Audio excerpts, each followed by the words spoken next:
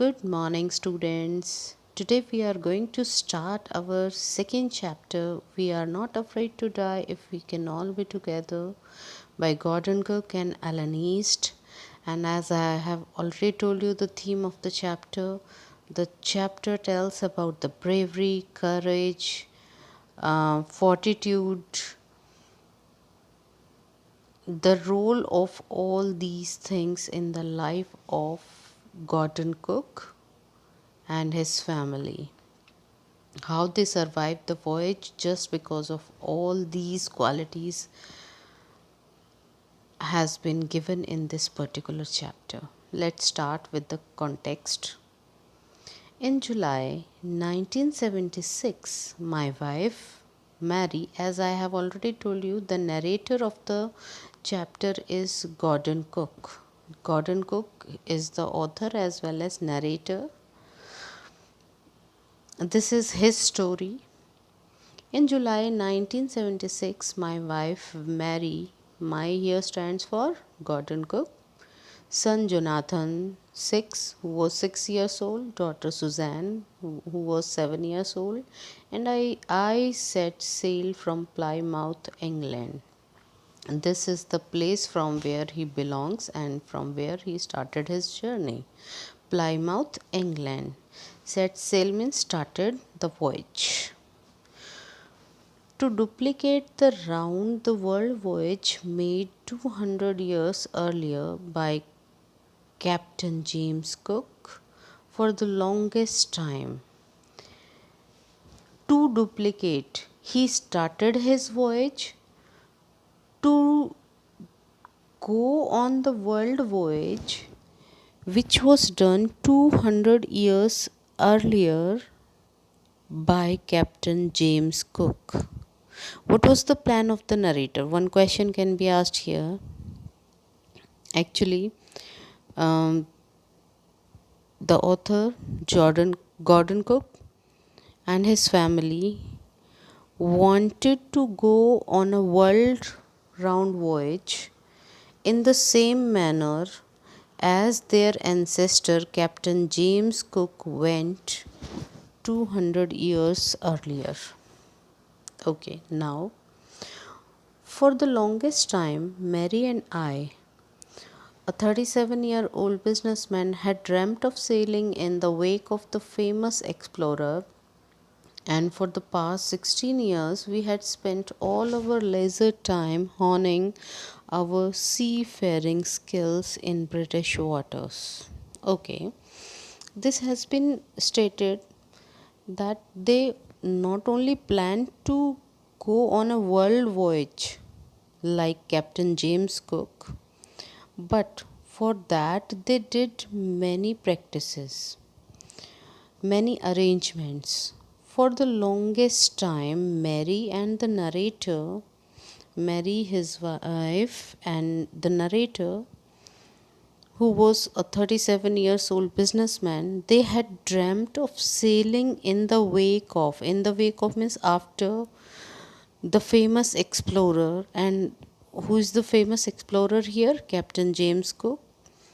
And for the past 16 years, we had spent for 16 years. They not only dreamt of going on a voyage, they also practiced for that. They made many arrangements. First of all, they spent 16 years of their leisure, means free time, honing. Honing means sharpening our seafaring skills, the skills related to sea. It may be any skill. Narrator and his wife spent 16 years in order to make himself perfect in seafaring skills in British waters. British waters means England, London, जो सी है उनकी बात है. Our boat Waywalker, a 23-meter 30-ton wooden hulled beauty, had been professionally built, and we had spent months fitting it out and testing it in the roughest weather we could find. The boat in which they went is Wave Walker, as you might have watched the movie Titanic, sorry.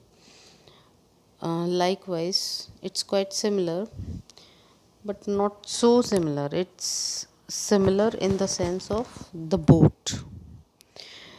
As the family wanted to go for a voyage, they arranged a boat named Wave Walker.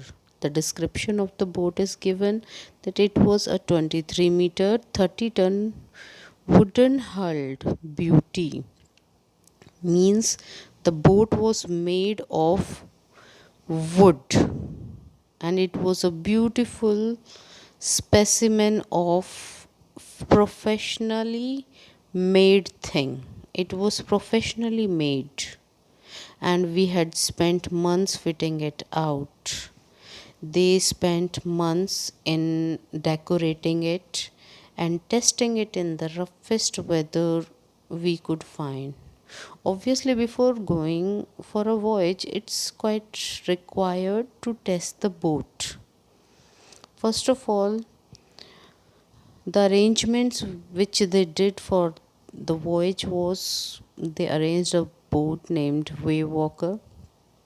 If you are asked to describe the boat in that condition, you can describe it like it was 23 meters 30-ton uh, boat which was made of wood, and it was professionally built.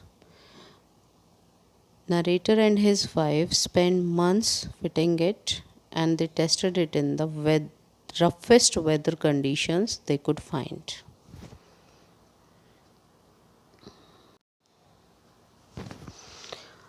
After that, the journey starts. The first leg of our planned 3 year, the first part of their 3 years voyage, which was to cover 1,05,000 kilometers journey, passed pleasantly as we sailed down the west coast of Africa to Cape Town. The first part of their voyage, the voyage they were going to cover in 3 years, it was to cover 1,05,000 kilometers journey. It passed pleasantly as they sailed down the west coast of Africa to Cape Town. It means the first part of the journey, they were able to cross that successfully without any trouble. And during that journey, they started from west coast of Africa and were able to reach Cape Town. There, before heading east, we took on two crewmen, American Larry Vigil and Swiss Herb Siesler. And there, when they reached Cape Town, from there, before heading means turning towards east, they took two crewmen. One was an American, his name was Larry Vigil, and another was a crewman who belonged to Switzerland, and his name was Herb Sizzler, to help us tackle one of the world's roughest sea, that is the Southern Indian Ocean. It is given that before heading towards east, after reaching from Africa to Cape Town, from there, before turning towards east, they took two crewmen. Why? To tackle one of the world's roughest sea, and that is Indian Southern Indian Ocean. Roughest sea क्यों कहा जा रहा है? Why the sea is called roughest? Just because the waves remain high and wind is unpredictable. As a result of strong winds, the waves get higher and higher. That's why Southern Indian Ocean is called the roughest sea. Let's come on the next page. On our second day out of Cape Town, the first part of their voyage was pleasantly. It passed pleasantly. But on the second day out of Cape Town, after crossing Cape Town, on the second day, we began to encounter strong gales. Gales means wind. For the next few weeks, they blew continuously. Gales did not worry me, but the size of the waves was alarming, up to 15 meters, as high as our main mast. How one question can be asked, how was the second part of the voyage? Yeah, what happened on the second day out of Cape Town? On the second day out of Cape Town, the narrator and his family started facing strong gales. For weeks, the gales blew continuously, but the narrator was not worried about the gales. He was worried about the size of the waves. Actually, the size of the waves was alarming, and it went as high, means 15 meters, as high as their main mast. Mast is the pole, the main pole on which sail can be set. Thereafter, December 25 found us 3500 kilometers east of Cape Town. Despite atrocious weather, we had a wonderful holiday complete with the Christmas tree. Up to now, certain question can be asked. First question which can be raised from the first paragraph is, what was the plan of the narrator and what did he do to achieve his target? Or second question, it can be asked separately, what arrangements were made by the narrator for the voyage? Thereafter, describe wave walker. Then it can be asked, what special arrangement was made by the narrator for the voyage? And special arrangement includes arrangement of the true crewmen to tackle the roughest sea, uh, Southern Indian Ocean. Okay, and how was the first part of the voyage? It went pleasantly as they were successful in crossing, starting from Africa to Cape Town without any trouble. How was the second day out of Cape Town? They started encountering strong gales and they blew continuously, but the narrator was not worried about the gales. But the thing that worried him was the size of the waves which was alarming. It was up to 15 meters and as high as their main pole of the ship. Thereafter, actually, students, this chapter is also quite factual. The facts we need to learn about the things.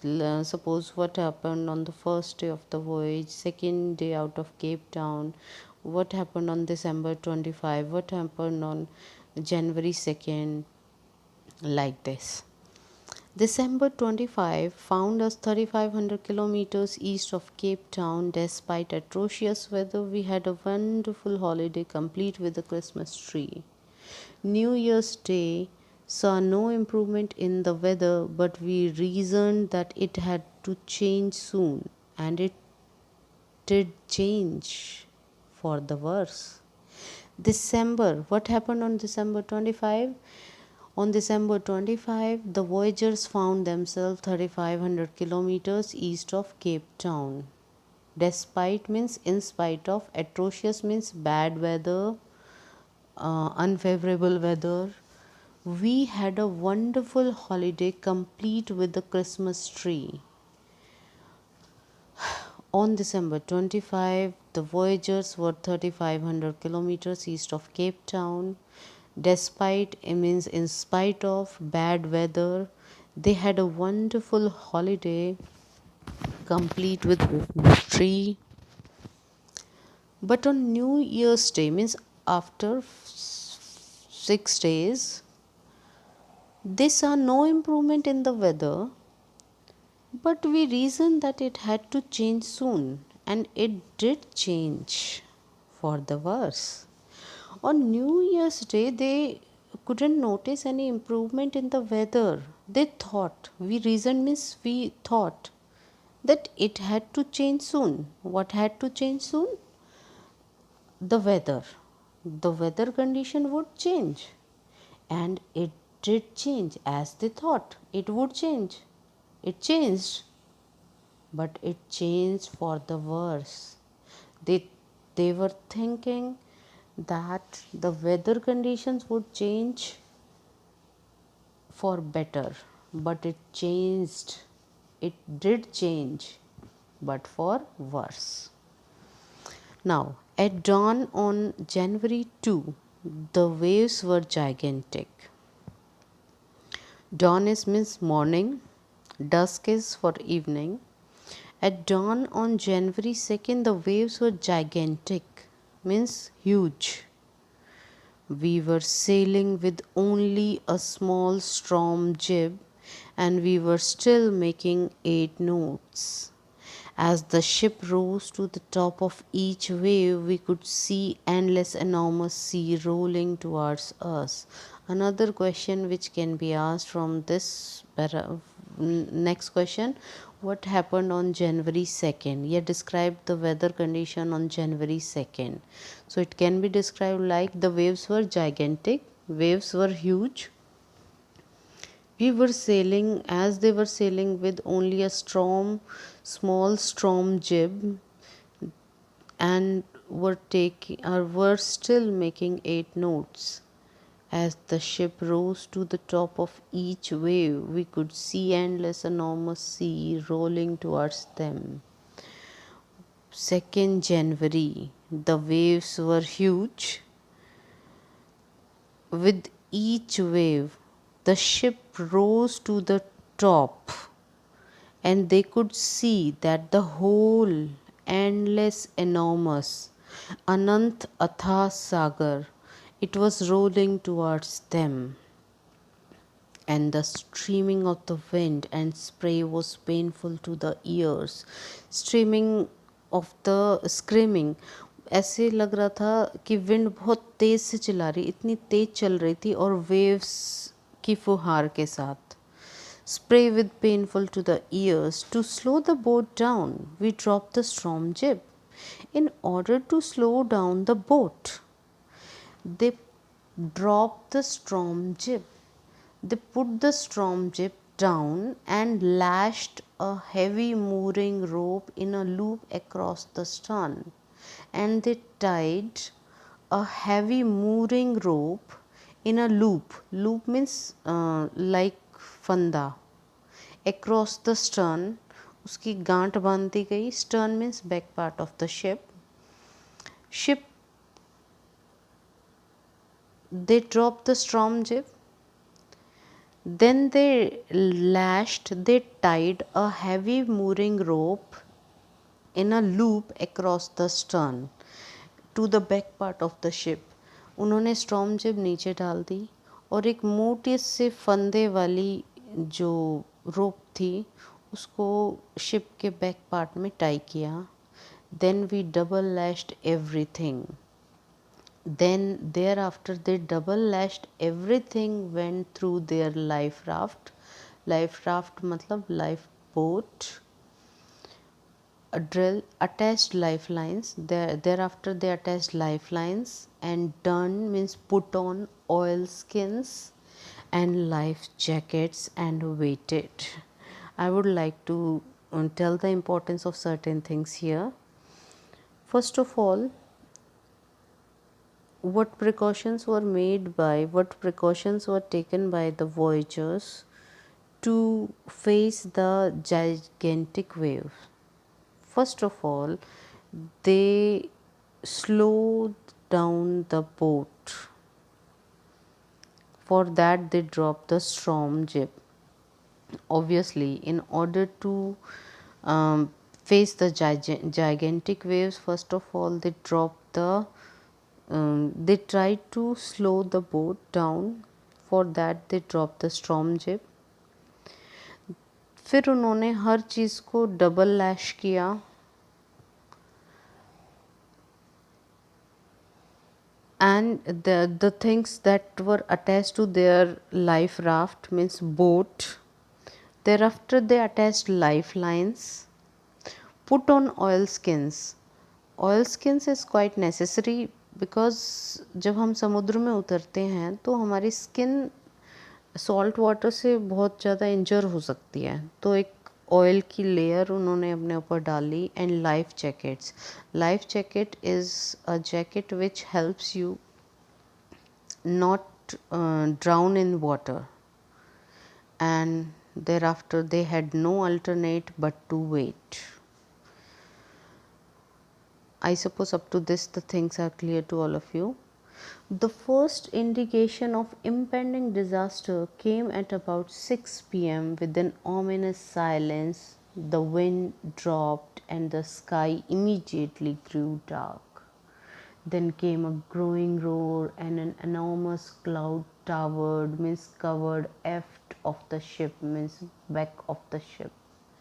With horror, I realized that it was not a cloud but a wave like no other I had ever seen. It appeared perfectly vertical and almost twice the height of the other waves, with a frightful breaking crest.